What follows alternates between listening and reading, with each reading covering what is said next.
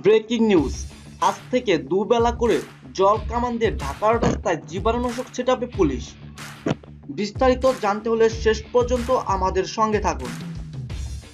ঢাকার রাস্তায় চলাচল আজ থেকে নিয়ন্ত্রণ করবে পুলিশ। এর সময় প্রয়োজন ছাড়া কাউকে ঢাকার রাস্তায় থাকতে দেওয়া হবে না। আজ থেকে দিনে দুবার করে দাঙ্গা দমনের ওয়াটার ক্যানন দিয়ে ঢাকার রাস্তায় জীবাণুনাশক ছেটাবে। করোনা ভাইরাস বিস্তার ঠেকাতে এ উদ্যোগ নিয়েছে পুলিশ।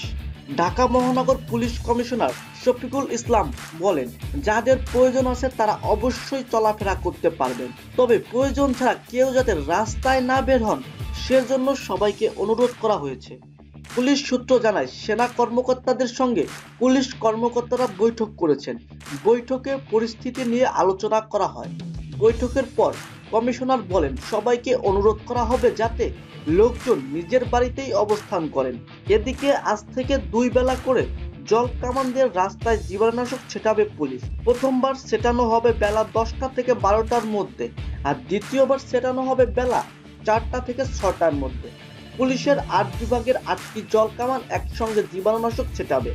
গতকাল এই সংক্রান্ত নির্দেশনা পুলিশের সব বিভাগে পাঠানো হয়েছে।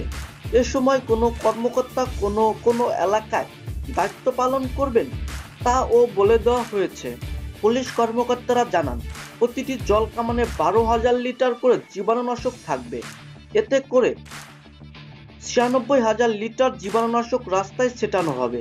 কাল থেকে পরবর্তী নির্দেশ না দেওয়া পর্যন্ত এই কাজ দুবেলা করে চলবে, পুলিশ সূত্র জানিয়েছে।